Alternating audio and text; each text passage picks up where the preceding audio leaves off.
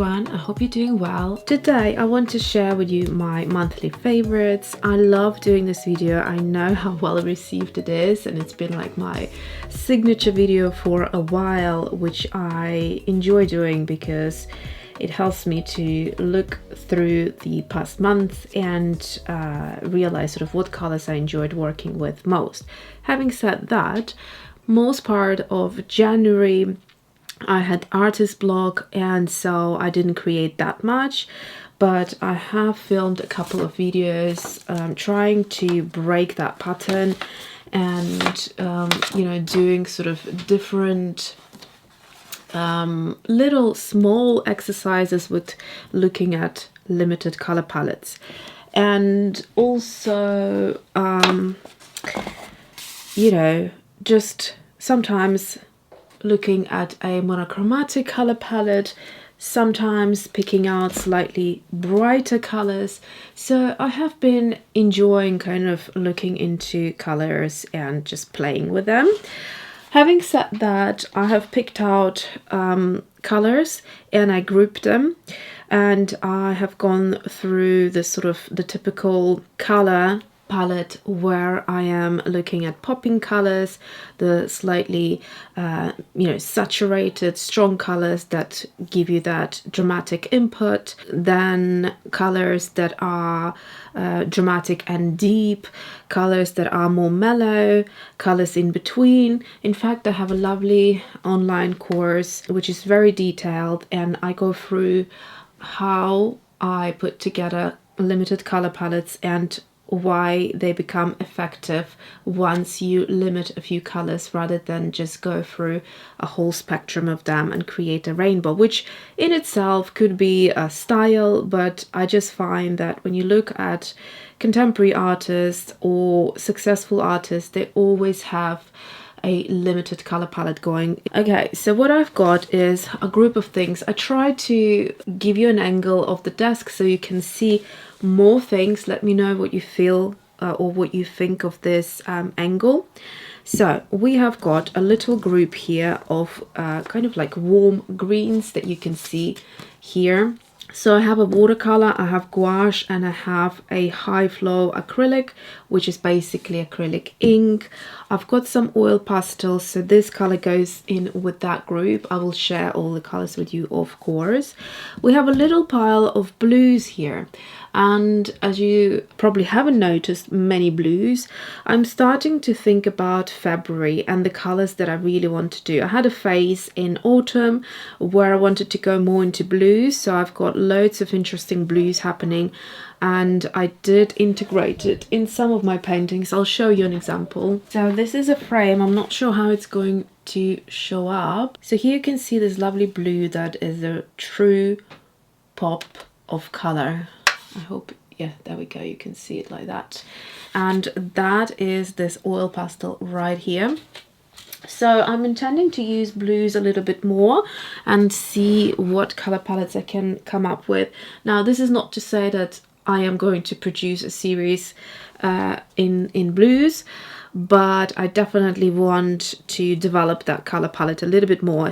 I have been gravitating towards it, but never really truly done extensive artwork with it. Now, that's the blues, that's the warm greens. Then we have a nice little group of these plummy colors. So the two colors that I absolutely love are the pencil, like a watercolor pencil form, and a water soluble marker. Then I have a nice deep color group, and this is the Payne's Gray. Again, acrylic ink, pencil, and a recent addition rather to my acrylic paints in heavy body is the Payne's Gray here as well. So I've got the Payne's Gray covered. Now you will notice I've got two of my own watercolor palettes. So if I had to pick one, it'd be quite difficult, because this whole point of the ultimate palette is that all of the 5 colors are my favorite colors throughout all the supplies, throughout all of the mediums. These are the colors that I love. So the gold green, the turquoise, this kind of interesting red, which is very unique, well, this is a unique color to this palette, and you won't find it anywhere else. It has granulation in there and things like that, so that's a color that I developed, but I love using it mixing together or on its own. And again, the whole point of this palette is to be either using as convenience colors, because I love the shades that I have created, or you can also create lovely mixtures. We've got chartreuse here, of course, and your typical kind of like a quinacridone gold type of color, but nice and deep and saturated.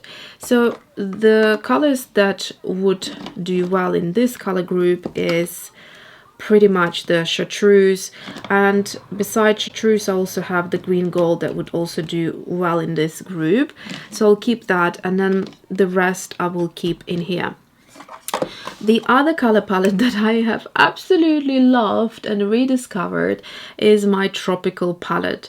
As I'm using these colors, I am literally craving making new watercolors with heavy granulation in mind and pigment separation. I think this was my best success in terms of handmade watercolors that I have made myself. And although these are also handmade, but I found a manufacturer to do them for me, whereas these I actually mold myself. So here we have Seaweed, which is a fantastic color.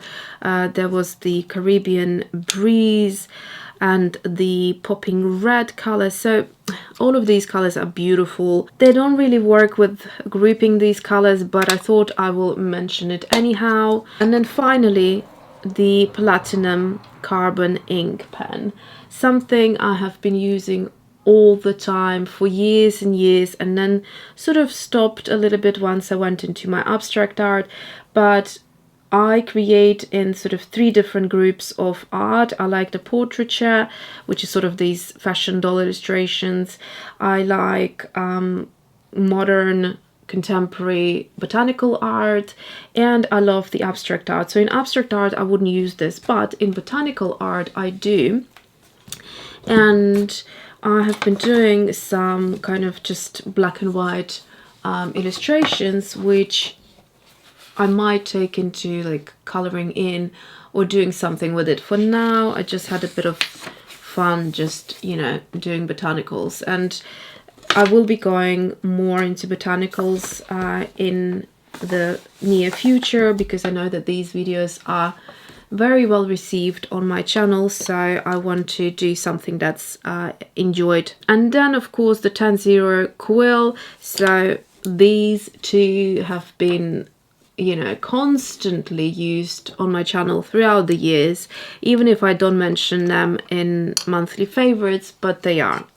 And of course palettes, I've got 2. I've got this one, and I also have another one by Mrs. Dessert. I think it's Mrs. Dessert. So this lady has a shop on Etsy, and I love her aesthetics. They really go with my aesthetics and how I like things to look in my studio. I will definitely recommend this palette in this month's favorites. So let's start with light blue violet.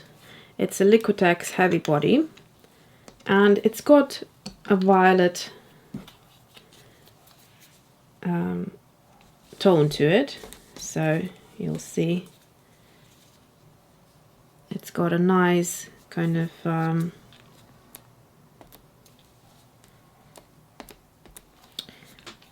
it's sort of really in between a purple and a blue. Then we have some gouache. This is light blue, and you can see it's a lovely color. So I'm just going to use a little bit of water. Another reason why I like this Jackson's Quill brush so much is because it's great with all mediums. Any medium I have tried, it works so well. So here you go, that's the light blue. So this is a gouache acrylic. So it's called Acryla. Basically what it is that it's a hybrid between acrylic paint and watercolor. so like gouache, and it has lovely opacity. It will dry permanent, not like gouache. And you can do also like watercolor transparent washes if you really wanted to. Third blue is the blue chromium green. I'm not sure why it's got green in there in the title. There's nothing green about it. So lovely, lovely oil pastel.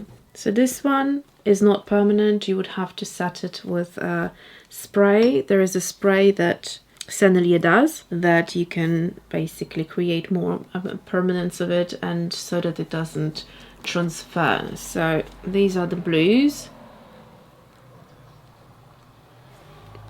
Next one, let's do these colors because I have some space. So both of these products, they can be used in watercolor effect. So you will notice, although I'm showing you a lot of mixed media things, these bits can be used in conjunction with watercolor or made to look like watercolor. So if you look at this, you wouldn't think of it as a pencil, but you can use it as a pencil. So for instance, if I wanted to heighten the deep saturated color, if I'm going into very wet area, it will sort of move out nicely.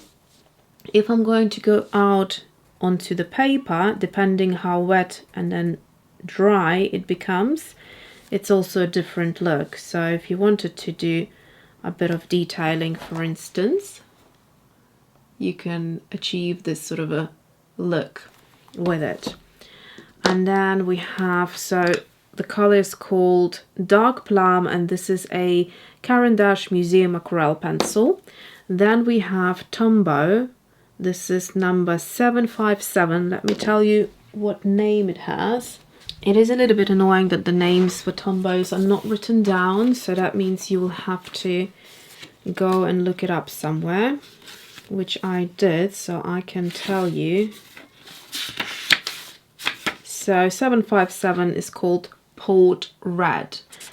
So here we go. Love this color. It's so gorgeous. And wait, when you add a bit of water to it, it is so pretty. It still stays nicely deep toned.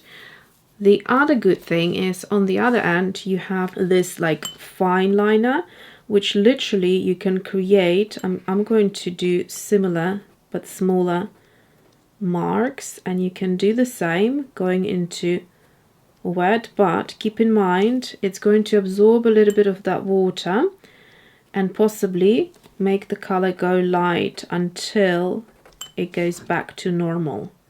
So just something to keep in mind. But for example, if you're painting a strawberry and you want to add little dots in texture, you can do that. You can achieve absolutely the tiniest, finest little dots that would be hard to achieve with like Uniposca, for instance. Even with that smallest nib, still would be bigger than this. So you can create these lovely textural effects in water, and it's gorgeous in my opinion. So that's that. Now let's move on to these darker colors. We have got, let's probably start with the pencil. So that's the dark indigo. It's a Luminance by Caran d'Ache, and it's gorgeously intense. It's the most intense dark color. It kind of almost looks like a black, but it has a very light, like a light hint of a blue, very intense. And when you look at it, it's just, there's nothing like it. Let's just put it that way. The other thing I really like doing with it is if you take some white, I pulled out a number of whites that I have by Caran d'Ache. the luminance pencils. So there's just a basic white, there's a buff titanium, and there is a pink white. Now the pink white does something really, really interesting with this dark indigo. So if you go over it and you blend it, it creates this gorgeous color, which is very similar to that. So I'll show you on a close-up. And no other white does that. I tried it with other brands, other pencils. Yeah, just you can't achieve this. So that's the blue it pulls out. So you can create some really lovely effects with the two pencils. So in fact, maybe I should include the pink white together. You can use them as a combo like that. Okay, so then we have the other Payne's Grey, which is the Rowney FW Acrylic Ink. Super intense, love it. This one has more grey in there because that's what Payne's Grey is. It's a bluey dark grey. It doesn't have the kind of indigo touch to it. Again, great for watercolor effects.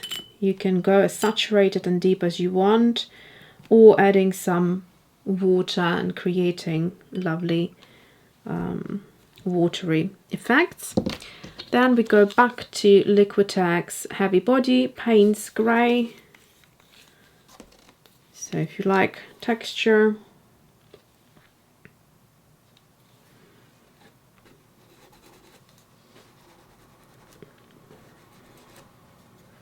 so I'm just spreading it out a bit for you to see that you can get a lighter effect, or you can build it up and have lovely texture as well. I'll bring it up so you can see better.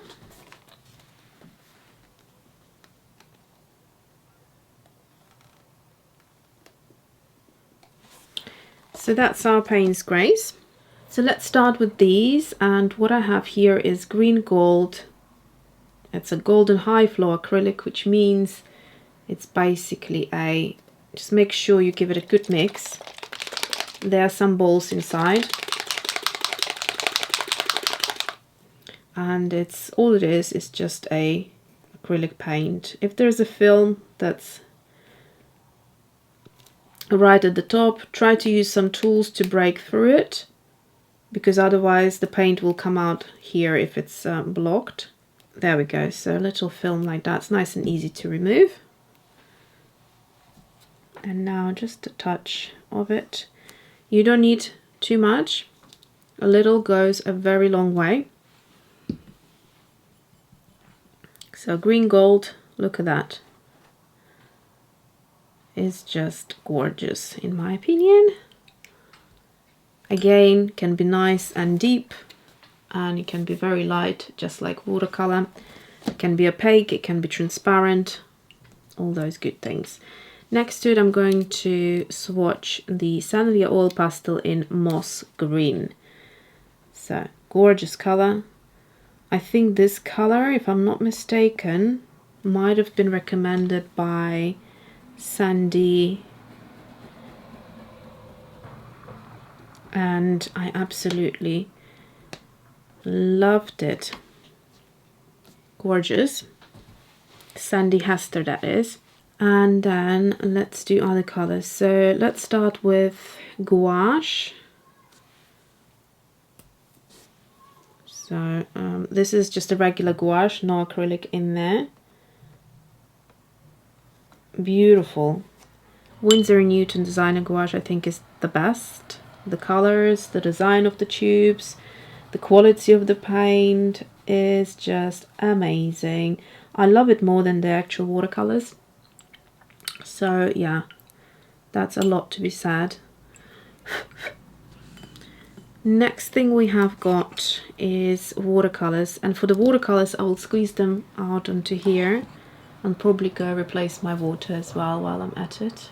My own chartreuse and Green Gold Deep, and then I have Michael Harding Moss Green. So although it looks very similar on the swatch, it's actually a completely different thing. So I will show you all of them. So this is a little bit more of a juicier chartreuse. So this is very warm and gorgeous chartreuse type of color. Did I say what it's called? It's actually called Linden Green. Yes, so Linden Green. And then if you wanted a less warm, more juicy chartreuse, which I think is like a true chartreuse in my view, then that's my chartreuse. It's actually very difficult to find a chartreuse that comes out perfect out of the tube, and hence why I tweaked all of these colors. So apart from the one in the middle, that one which is very unique to my watercolor line, and actually there is nothing like it anywhere. The other 4 colors, although you could find similar versions, these are my tweaked versions of the colors. So I made sure that every time I squeeze it out of the tube, it comes out the way I like it, rather than me buying a tube and then mixing it with another color, or maybe a 2 or 3 colors and getting it to that right color. So again, this Green Gold Deep is how I like this color. So it's got gorgeous luminosity that comes through, sort of glows off the page. I don't know how visible it is, but you can almost see as if this color was laid first and it's coming through, like popping through, shining through. So that's the idea. And then let's look at Michael Harding's Moss Green. Very unique color. It's got that lovely pigment separation to it, the magic that I love. And I will show you this color. So at first, it has a similarity to it, but again, you can see they're all very different, and it will come through once it dries better. While we're at it, I'll just remind you of the tropical palette and the colors that I have just noticed that the memory card got full. So basically all I did was just adding a bit of water just to show you how they look when they're really saturated. So I'm just going to show you these colors. So this Coral Reef from the tropical palette is, I think, the only color that's not light fast. I can't quite remember, but it's got, I had to put something very bright in there to give you that pop of color, but unfortunately that means oftentimes in watercolor world that it can't be light fast. So this is now very also amazing color, super granulating, and you have to wait for it to dry completely to see the magic. So that was Caribbean Breeze, and now we have Seaweed. Seaweed is quite unassuming. There's not much happening at first. It's not really that interesting. It's kind of very mossy, very dark, but things start to happen once the pigments settle. So both of these colors, actually all 3 of them, are quite granulating and pigment separating. I'm just going to try move a few things just to show it better. The this color is not coming through as well as it did on some other papers, but having said that, it's still very pretty. So let me wait for all of it to dry, and then I can show you nice close-ups. Okay, so they're mostly dry, and I'm going to bring them up close for you so you can view them. And with the lighting, I think you can see the texture really nicely of the heavy body when it's dried, even on the dark color here. So I think we went through most of those colors already anyhow.